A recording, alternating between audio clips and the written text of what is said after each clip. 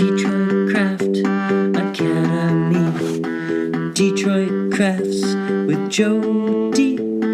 Detroit Craft Academy.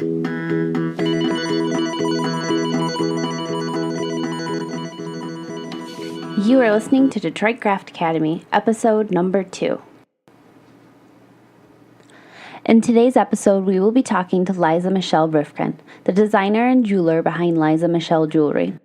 I've known Liza now for about 4 years, and I can wholeheartedly say that she's been one of the most inspiring people that I've gotten to meet, and also she is pretty amazing.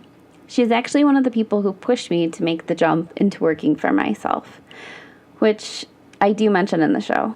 So I hope that you like this episode and get inspired yourself. Hi, Liza. Welcome to the show. Hi. Thanks for having me. Thanks for being here. So, Liza, you are a jeweler from Ohio. Yes. How the hell did you get there? It's a really good question. I'm originally from Western New York, and my junior year of college, I decided to transfer out of New York, and I ended up at Cleveland Institute of Art. So that's how I landed in Cleveland. And then after graduating in 2010, I ended up getting a job as a bench jeweler here in Cleveland. So that made me stick around. How long were you doing that?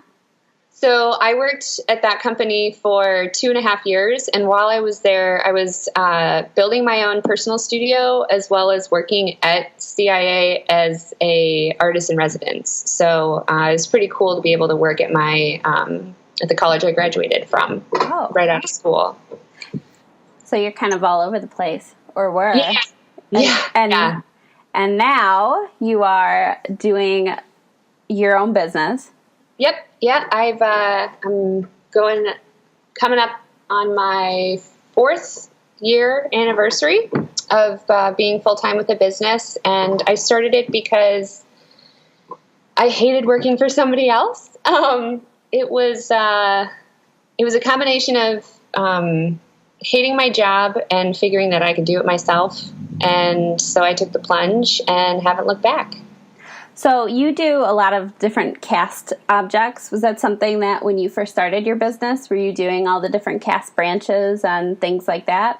How did you start doing that?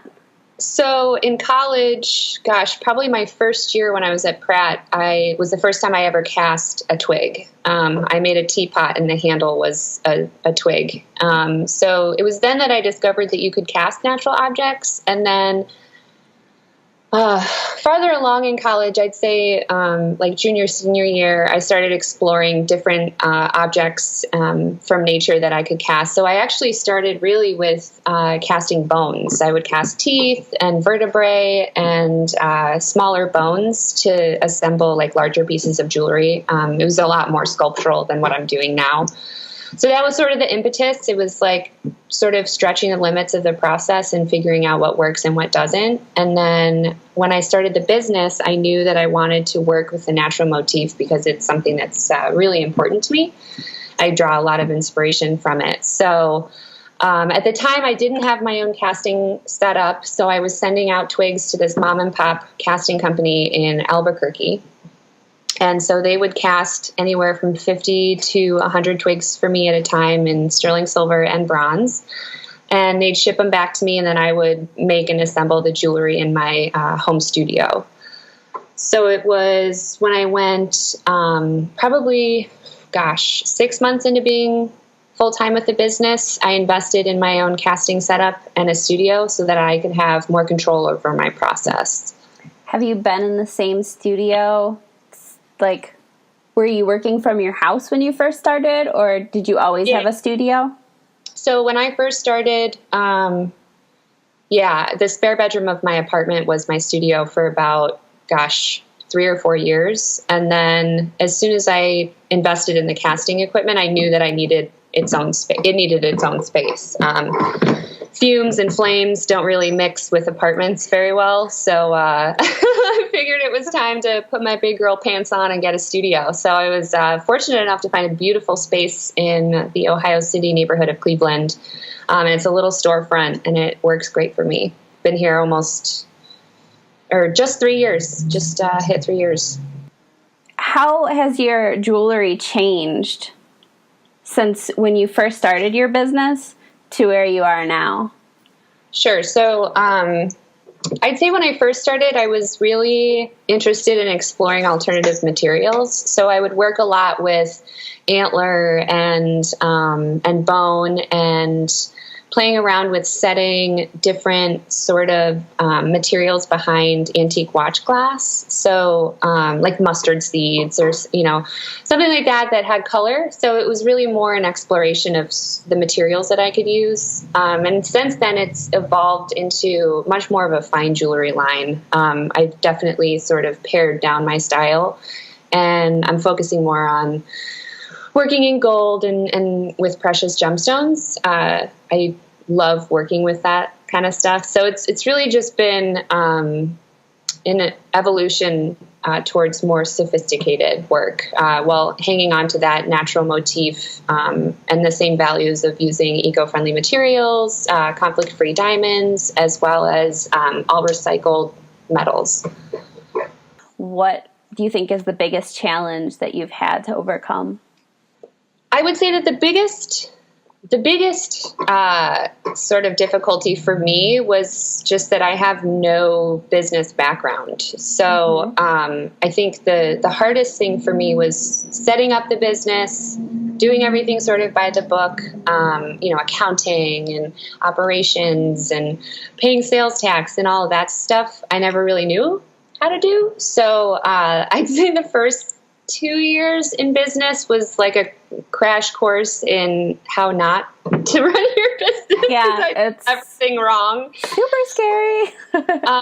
Yeah. So, because for me, taking the plunge into self-employment was sort of a no-brainer. And I don't really need a lot to create, like I'm overflowing with ideas. So I think really just having that business know-how, or not rather, was the hardest part for me, because it's sort of it makes it a lot more daunting because you're afraid to mess up, and you don't know what you're doing. So with self-employment, it's all self-driven. So you got to just sort of figure it out and educate yourself as much as possible.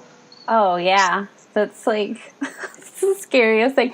You were the one that pushed me to take the leap to quit my job, because I remember when I was talking about it, you were like, just do it. Don't worry, you'll figure it out. Yeah.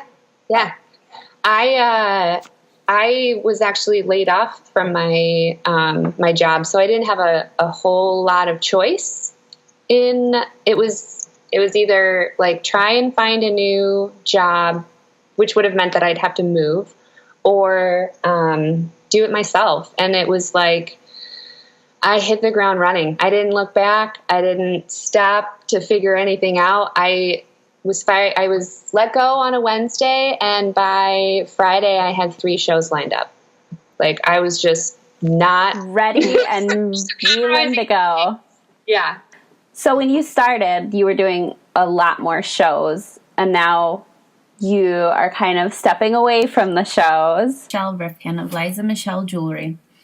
So there's a program in Ohio, or northeastern Ohio. It's called Bad Girl Ventures, and so it's a female-only entrepreneur sort of support nonprofit. So they provide classes and small business loans, basically. So I participated as a finalist.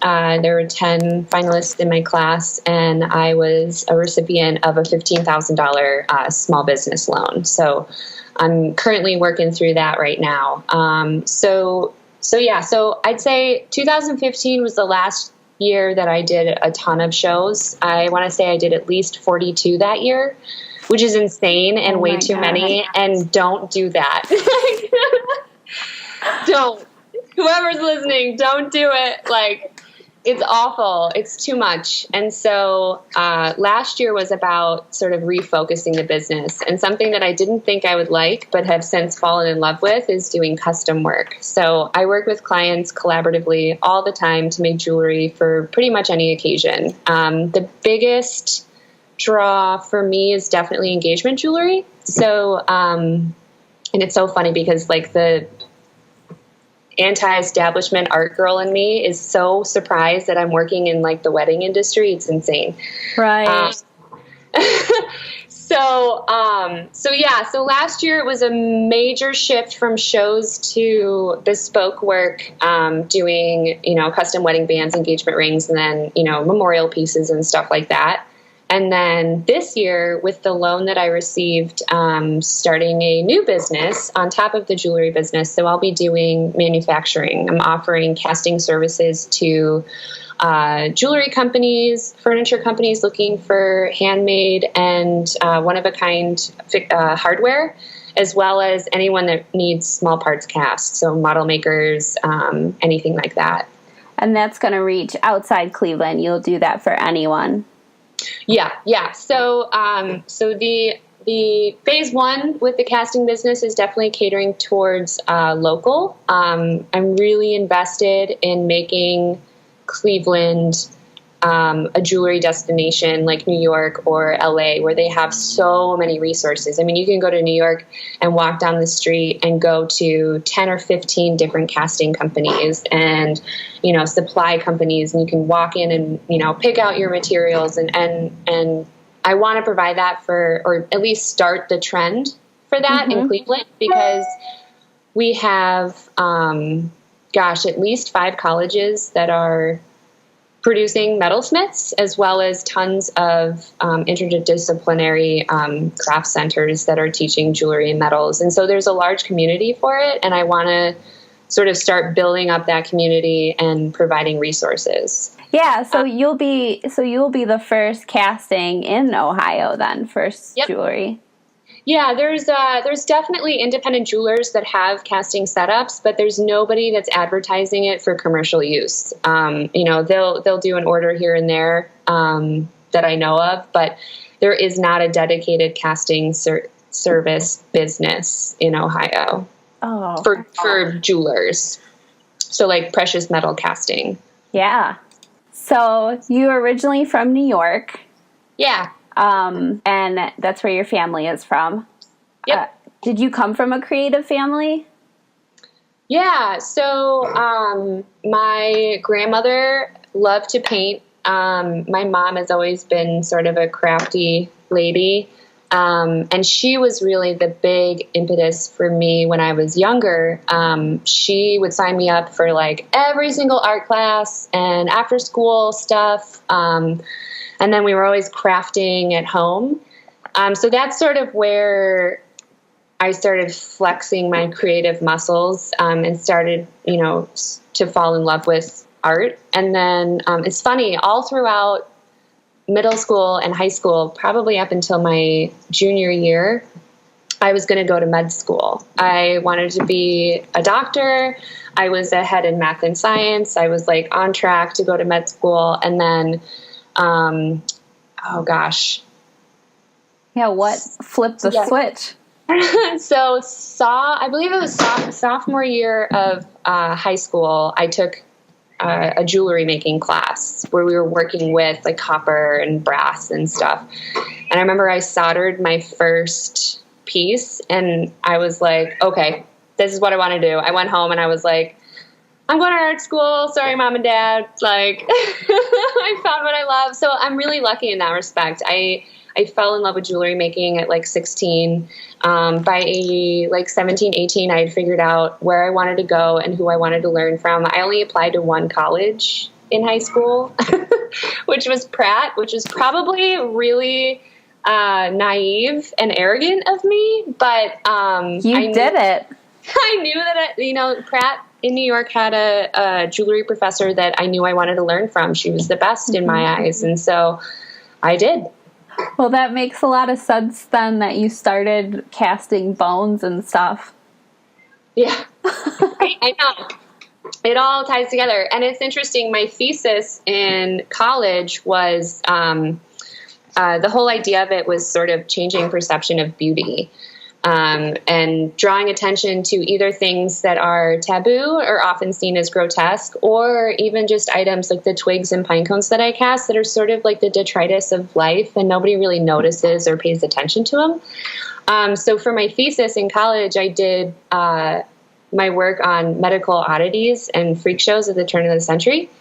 So I made huge tumor necklaces and like blister rings where you put it on and it was silicone, and then there was a little peach moonstone that looked like a nasty blister and you would wear it.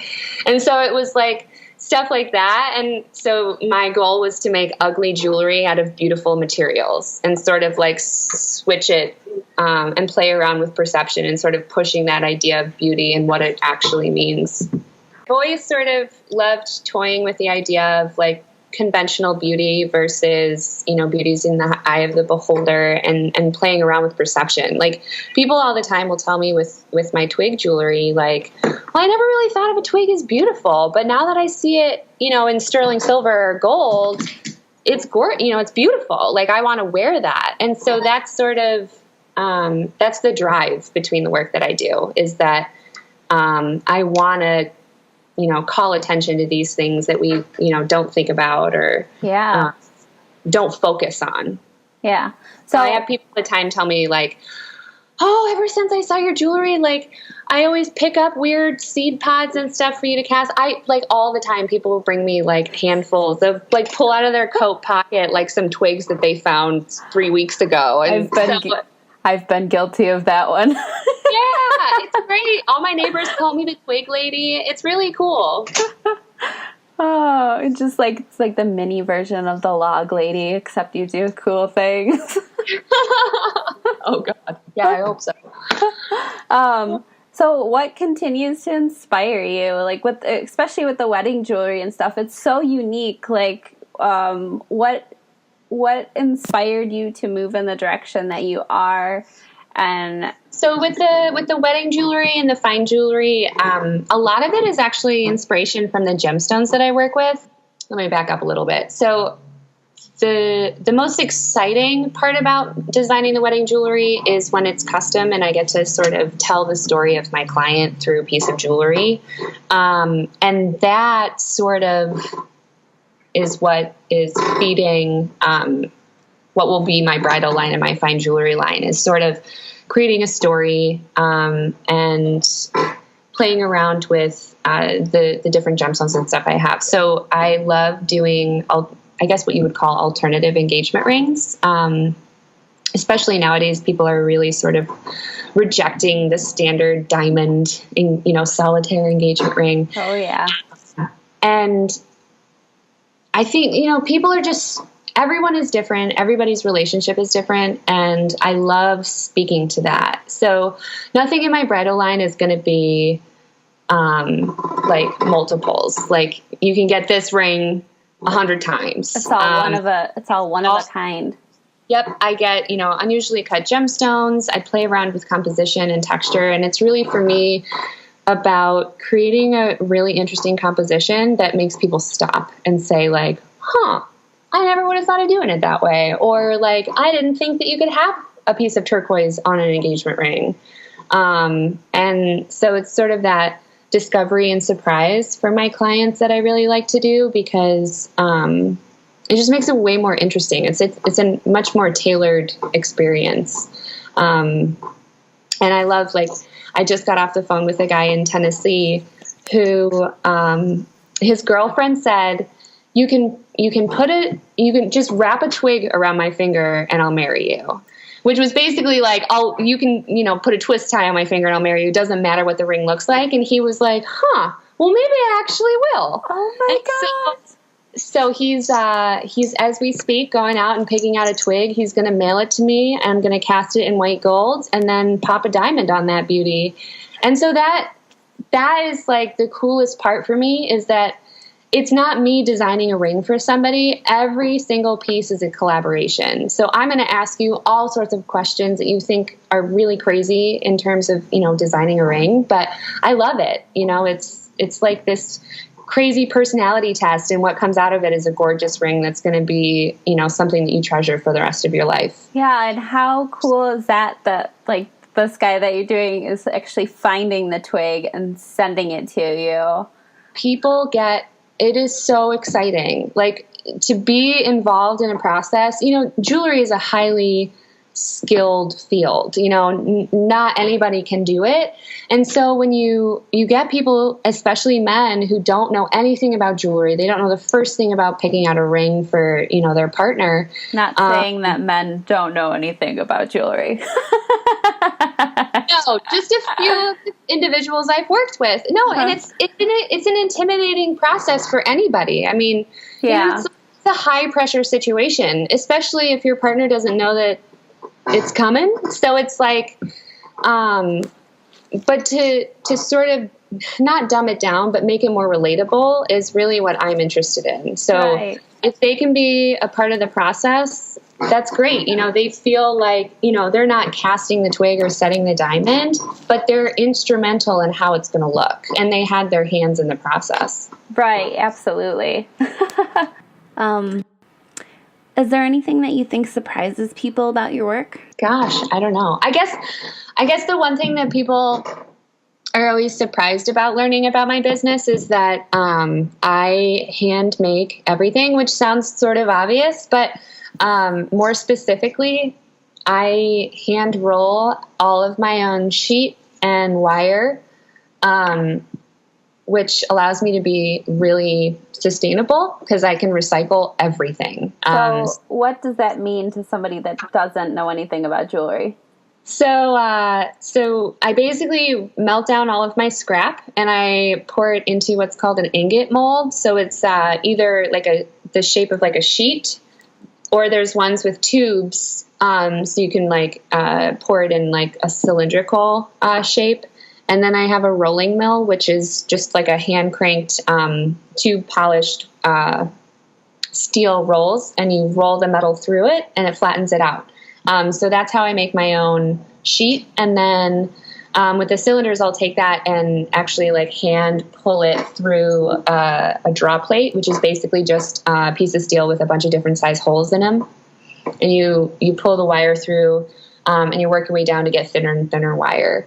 So every single aspect of every piece is handmade, down to the little jump rings and everything. I make that wire. So that's always something cool for me to sort of explain to people. And it also is what allows me to work with people's existing jewelry and redesign it. So if you have, especially like heirloom jewelry, if you have grandma's, engagement ring, or your grandpa's, like old cross necklace, and you'll never wear it, but you still want that sort of intrinsic value, I can melt it down and redesign it into something that is more your style and personality. And I can also use gemstones as well. So I just did an engagement ring, and it was his family's gold and her family's diamonds. And we put them together. And so it's sort of like the physical manifestation of these families coming together, because it's heirloom materials from both sides. Oh, wow. That's so cool. It's also really amazing that you are able to reuse some of these materials that have been in the family for so long, because metal can be really expensive. It's an investment. And that's another thing that I tell people. I get comments, a few times a show about my prices. And the first thing I'd say to that is, I like to pay myself. And the second, you make it worth it. It's worth reasonable. And it's also an investment. So if you think about it, you can buy a cheaper piece of jewelry, but if you think about how many times you have to replace it because it breaks, or the chain will turn your neck green.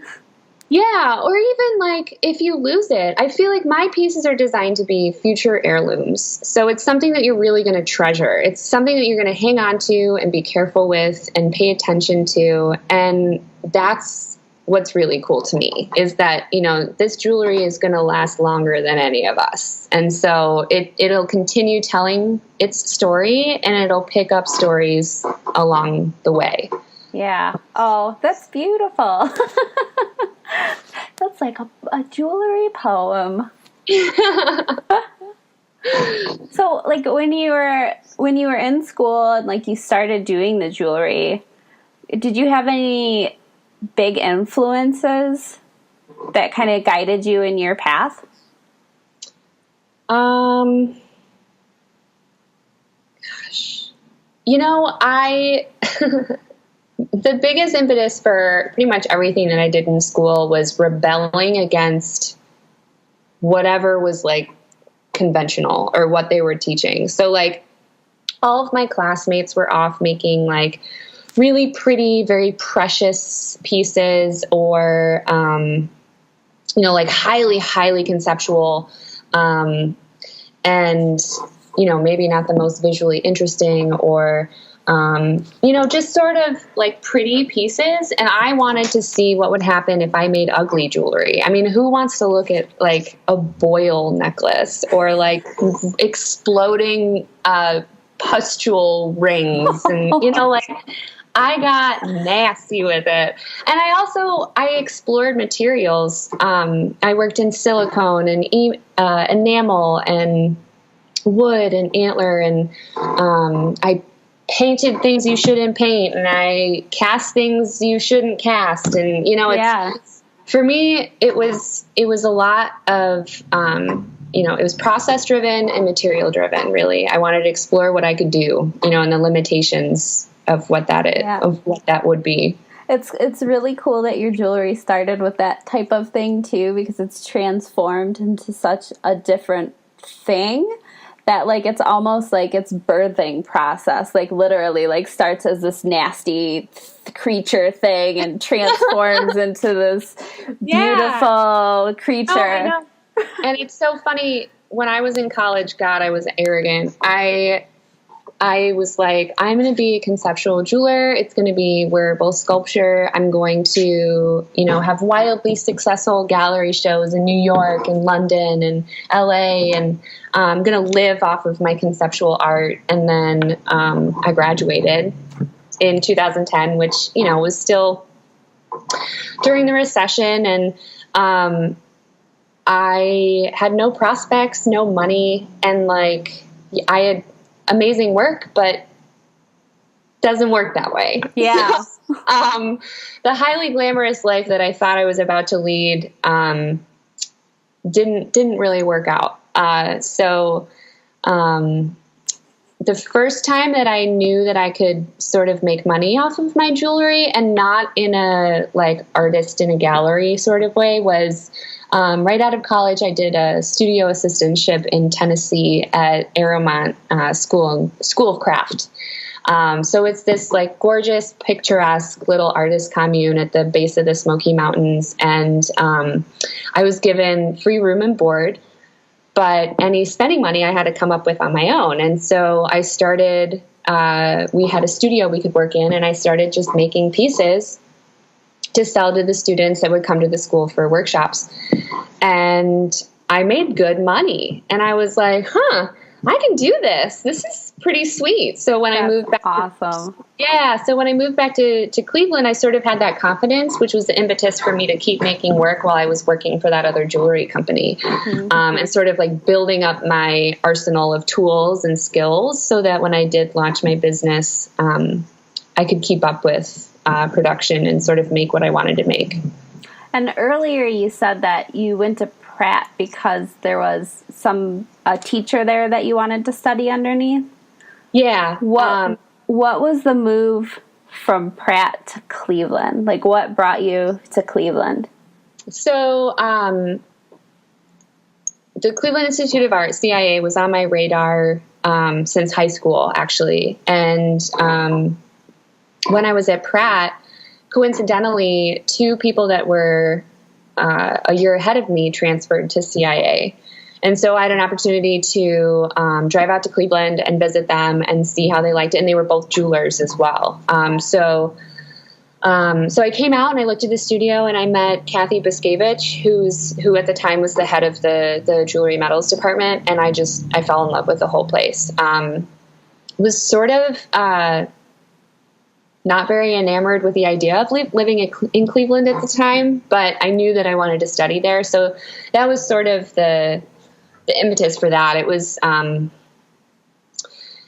sort of a familiarity with it already. And then meeting the professors and seeing the facilities was really, I was like, yeah, this is it. Plus it's a 4-hour drive to my parents. So yeah, it's not too close and not too far. Exactly. Yeah. No, I'm sorry, I can't make it over to dinner tonight. Right. Yeah. No, it's great. And I have since fallen in love with Cleveland. Gosh, I've been here over 8 years. So, definitely becoming a lifer. Yeah. And you just got your license, your Cleveland official license. Gosh. But yeah, and what was funny about the move to Cleveland was, that professor that I had put on a pedestal that I had gone to Pratt to study under. I'll never forget. She let me do, I took all of the classes I could freshman year, which is usually just foundations, so like painting, drawing, that kind of thing. And then your sophomore year, you could really start digging in. So I took as many classes as I could, and then I ran out of classes I could take. So she did independent study with me. And I to this day don't really know why, but when I was asking her for a letter of recommendation to apply to CIA, she was like, I'll write it, but you're never going to make it as a jeweler. You need to find a new career. You can't hack it. I just don't see it happening. I think it's probably a waste of time for you to study at CIA, but, I'll write you a pretty good recommendation. You're a good student, but I would rethink jewelry as a career. Oh my gosh.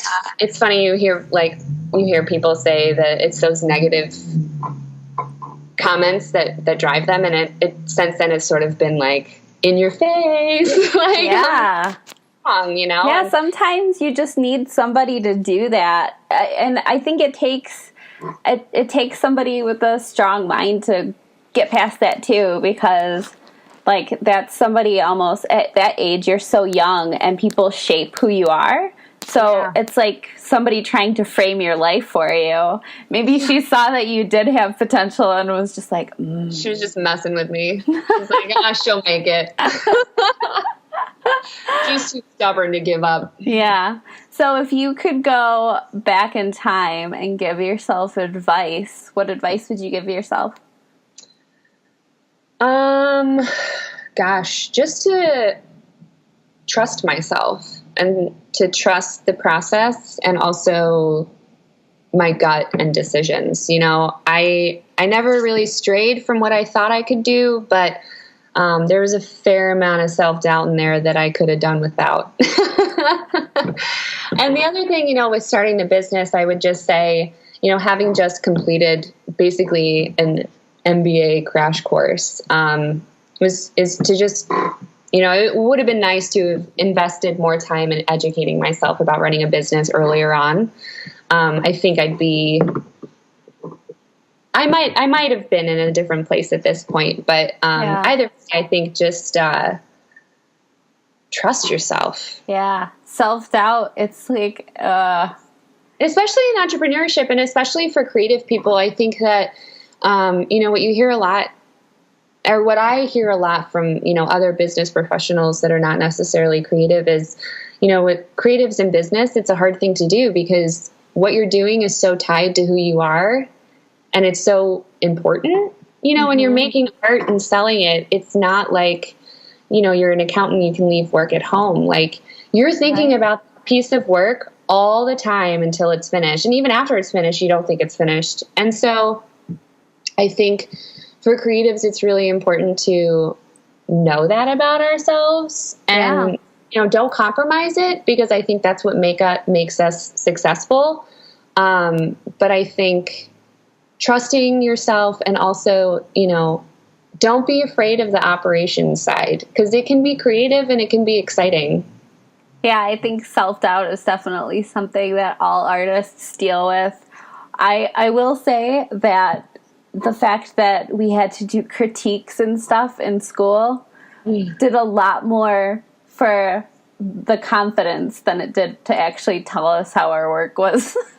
Oh, yes. That jewelry professor I was telling you about at Pratt, her critiques, she would you'd hand your project in the morning, and then in the afternoon we would have critique. And in the morning while we were working, she would line up everybody's project on the table from worst to best, and then made us guess which end was which. Like, which end do you think is the worst and which do you think is the best? And she'd go down the line and critique you in front of everybody. And even the ones that were on the best side got torn apart. Like, this woman had no mercy. And it was great. I loved it. I was like, I'm going to be on the best end. Like, what, Yeah. Oh my gosh. I wish that I would have had somebody like that just to, I don't think I've ever had a professor or anyone that was just like, you're doing this right, or like, it's always like, oh yeah, that's pretty good. And everyone in the critiques is just like, yeah, that's good. What a waste of time. Yeah. I don't know. Oh, okay. So, how about your time management? Like, do you have any tips for time management running your business? Oh my God. I think that's what I struggle with the most right now. Me too. Make lists. I make so many lists, but like manageable lists. So, what I do for every day is I have my top 3 that I absolutely have to get done. And then, sort of like a running list of whatever else I can do. And I have started like scheduling stuff. So Fridays are accounting. So I'll take 2 hours to sort of settle all the books and record, any, new payments or whatever like that on Fridays. And then Mondays is social media day. So like I plan social media and marketing for the whole week. And I try and give myself a schedule like that because I thrived with it when I was in school and had a job. And I was like, well, just set it up like that. If you know that a certain system works for you, or it worked within, a job you used to have, or when you were in school, like you really like assignments, give yourself assignments. Think of it like that. Like, okay, your homework is to like record all of your expenses for the month of January, or, whatever that is, like, and give yourself deadlines, because if you leave everything sort of open-ended, you're never going to get anything done. So I prioritize everything and I put time limits on it. And so if I think that marketing is going to take more than 2 hours on a Monday, I don't let it. Like, I need to do and move on. Because again, it falls right back into that sort of perfectionist creative mindset where it's like, it's got to be just right or don't do it at all. Yeah. And you need to be, I try and be a little bit more fair with myself. Yeah, I think that's like a huge thing just with, I think a lot of people that are able to run their own business are perfectionists. So like, just if you can't start something, like a lot of people wait to do a project until they have everything perfectly in place.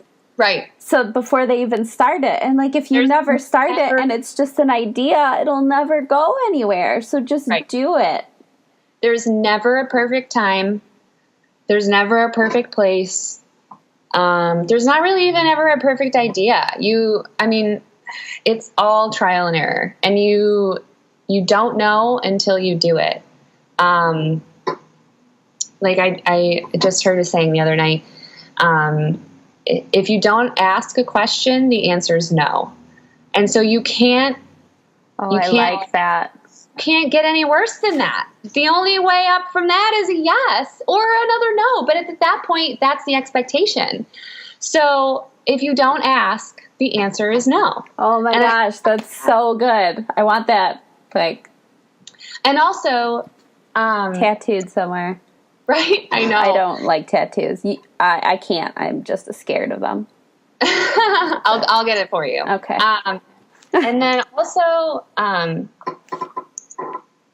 I was talking to a class of bad girls at the program that I had done, and I said, and I live by this every day. They say that knowledge is power, but in small business or any sort of self-driven enterprise, knowledge is empowerment. It allows you to take risks with your business, and it allows you to know where you've come from, so you know how to get to where you're going. And it's empowering, like, having a business plan and knowing exactly what you want to be doing in 5 months, 5 years, whatever that is. If you have that knowledge, it's that much more empowering to actually get it done. Oh, for sure.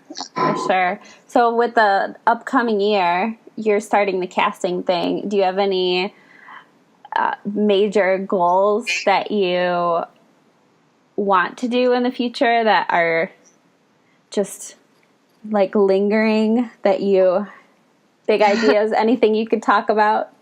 Yeah, I mean, it would appear that I'm doing all of those things this year. Because, the casting business obviously has been sort of a pipe dream of mine for a few years now. And then, another big goal for me this year is to design a comprehensive fine jewelry line, working, specifically with gold and precious gemstones, and also just beefing up my bridal.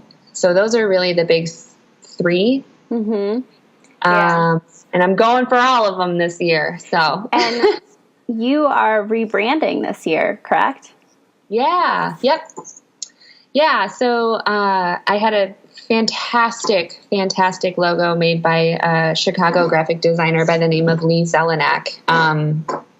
And it has gotten me really, really far. And, at this point, as the business sort of evolves, I'm in a completely different place, making completely different work than I was 3 years ago when I got this branding. And so I'm working with a really fantastic design firm here in Cleveland to redo my logo and really dig into what Liza Michelle Jewelry is and what it's evolving to become. And I'm really excited about it. Do you have a release date that you are going to be...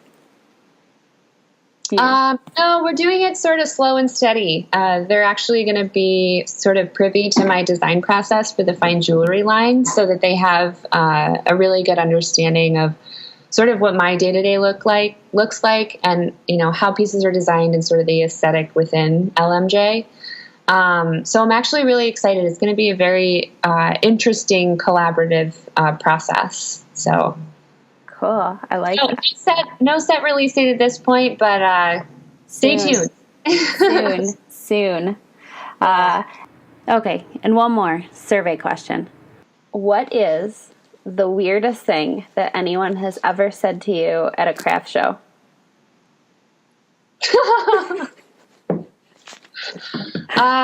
There's actually two, but they relate to each other. It was at the same show. And it was in Columbus at Craft and Outlaws, and they do that show in a big convention center, and there's often other conventions going on at the same time. And so this is not a fast answer, but that's okay. That's okay. But it was a religious event that was happening simultaneously. So the first person I had come up to my booth was a very nice older woman, and she said.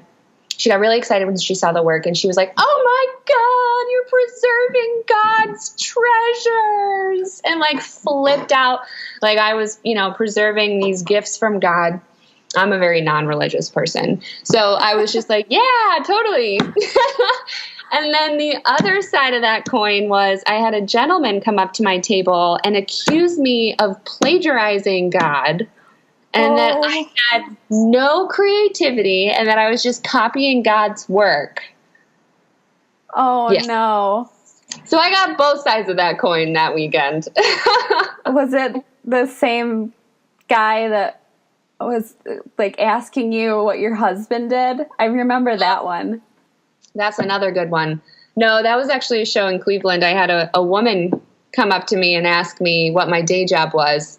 And I was like, oh, you're looking at it. And so she was like, oh, I guess what I really meant was what does your husband do? Which like sort of sucked because you know what? You can make a living doing what you want to do in business, Well, you know, and also, dude, you're a woman. Like, you should be supporting other women. I know.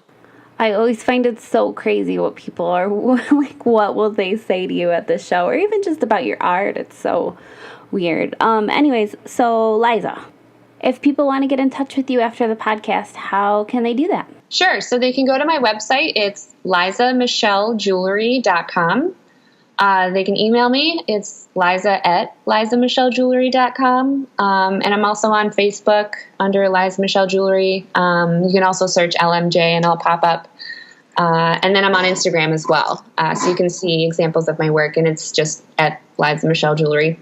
And I'll definitely be putting all the links and stuff in the show notes and on our blog. And thank you so much to Liza for coming on the show. If you'd like to find out more about Liza and her jewelry, you can head over to our blog at DetroitCraftAcademy.com, where you can find links to her page and check out photos of her and her jewelry. And thank you for listening. If you'd like to drop me a line and tell me what you think, you can do so by shooting me an email at DetroitCraftAcademy@gmail.com.